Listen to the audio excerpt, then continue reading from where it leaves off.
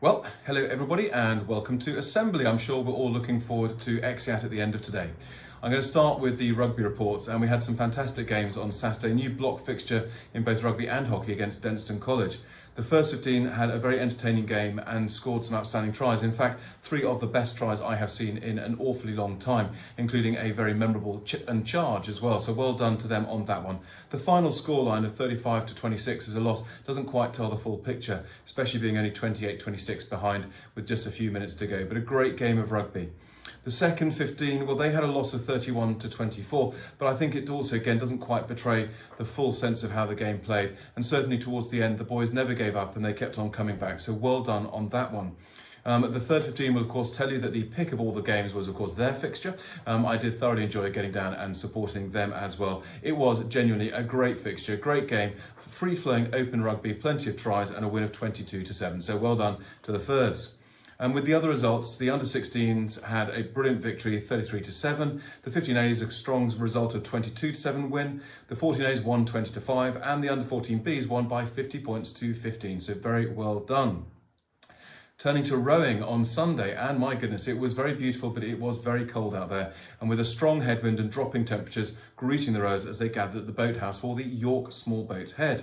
To add to those conditions, the 3-kilometre race was also against the stream. So racing from Fulford back into the centre of York, all of our crews stuck to the task. Both the boys and the girls from the 4th form upwards dug deep, they pushed hard, and showing tremendous resilience, all of the crews achieved good performance, with the 4th form boys double and the senior boys band 2 quad taking the win in their respective categories. I massively enjoyed getting down to the boathouse at the start of the day and then seeing you down by King State as well. Really impressed and great to see you all out there. And good luck to the boat club as they prepare to build on that progress for the Newark Head on December the 4th. In hockey, last Saturday, girls had their first ever block fixture against Denstone, as I mentioned. All the matches were very competitive, and thank you especially to those girls who travelled away. Also to the rugby boys who travelled away, quite a trip down to near Uttoxeter. First 11 had a very even game, neither side giving the other much room to play free-flowing hockey, and with minutes to go, the first 11 were trailing by 2-1. However, a beautiful passing move that went the length of the pitch saw Mollyache tap in unmarked at the back post to earn the first 11 a very well-deserved 2-all draw.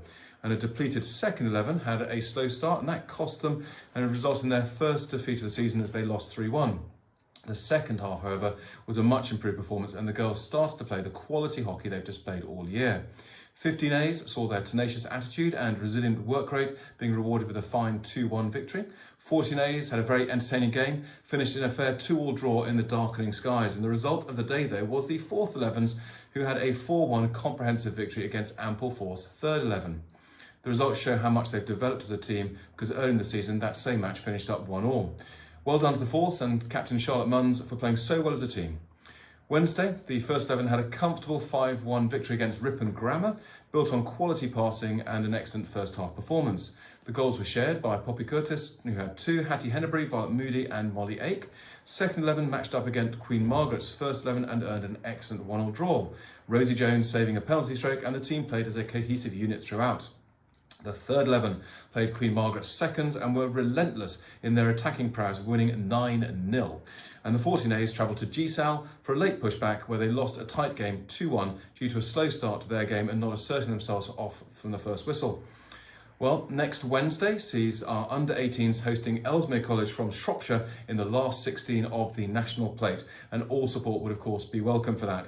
The following Saturday is a tough but exciting test when all of our teams match up against Sedbergh, so rounding up some really exciting sport over the weekend. Debating Society. Very well done to Nadia Olya and Fred Moulton for their preparation for and participation in the York Civic Trust public speaking event. They prepared and rehearsed their speech. They worked incredibly well as a pair and learned lots about York in around flood defences. A superb evening. They did themselves and St Peter's proud and earned a very commendable mention. And the Debate Society continues next Tuesday evening for all year groups. And if anybody is interested in taking part in a little Christmas debate in the penultimate week of term, please do get in touch with Miss Lunardi, Mrs Bennett or Isabel. National Poetry Day. So the winners are as follows. On the theme of choice, that goes to Lottie Roddis. And the theme of reasons to be cheerful, Zara El-Dabi, and with the theme of autumn, Max Parkhouse. And prizes will be coming through your tutors. So very well done for taking part and congratulations. And the Booker Prize shadow event took place in the library on Wednesday of this week. After much debate and some very brilliant defences, Rachel Green and Molly Bonner took the prize with their inspiring thoughts on Great Circle by Maggie Shipstead. So very well done indeed. And a reminder, little heads up, next Friday is a non-uniform day which is being held in aid of MenCap, one of our sort of core charities that we love to support here as well. MenCap is of course the UK's charity supporting adults and children with learning disabilities. Very proud and pleased that we do support that. So, and finally, well, I'm very much looking forward to Les Mis, as I know so many people are, and it is shaping up to be a really spectacular and very memorable performance. It's also taking a huge amount of work, and I did enjoy popping in only for half an hour on Sunday afternoon to see it coming through. A real reminder to me of quite how many pupils are in on that Sunday, taking part in the rehearsals, and then of course earlier this week, the orchestral rehearsals as well, and to MK and to Mr. Leary and everybody who's involved in making that come about. So well done, really are looking forward to it, and absolutely confident that all the hard work is going to be so worthwhile.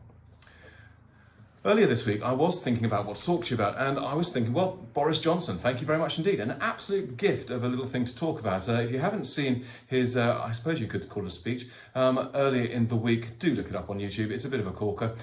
So Boris arrived, so frankly, pretty unprepared, a bit more dishevelled than perhaps as normal as well, to give a speech with all the papers out of order.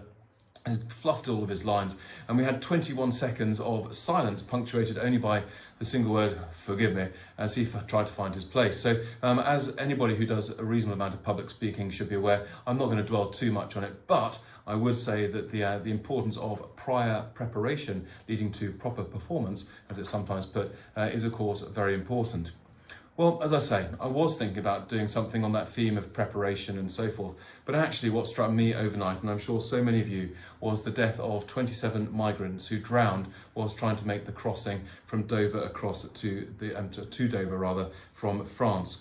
Very troubling indeed to hear on Radio 4 this morning, I'm recording this on Thursday as ever, that in fact there are many more migrants who drown in that crossing who are never heard of because they don't have anybody at home to phone anybody and say they've gone missing. And apparently, very sadly, sometimes if they drown, the currents simply take them away from the channel and nothing more is seen of them. I found that just desperately sad and upsetting, as I'm sure we all did. It also just reminded me as well around this time of year as we sort of see homelessness in York here on our very doorstep, and people so much less advantaged than we are. And that sort of led my mind to think about how last week was anti-bullying week and that importance we're drawing together there of just one kind word. And it really does bring to our minds the importance of how we look out for other people and how we treat others. Well, building on that, it's always a time of term. We're sort of moving in towards 3 weeks to go now, where the days are getting shorter again and the tiredness kicks in. And despite all of the excitement of Christmas, for some people, of course, this is a time of year when things can feel a bit on top of them and they can start to feel a bit down and so forth. So one message, of course, to you is to have a really good exit, have a great rest, enjoy the 2 lions in a row, that great treat that we only get a little infrequently here.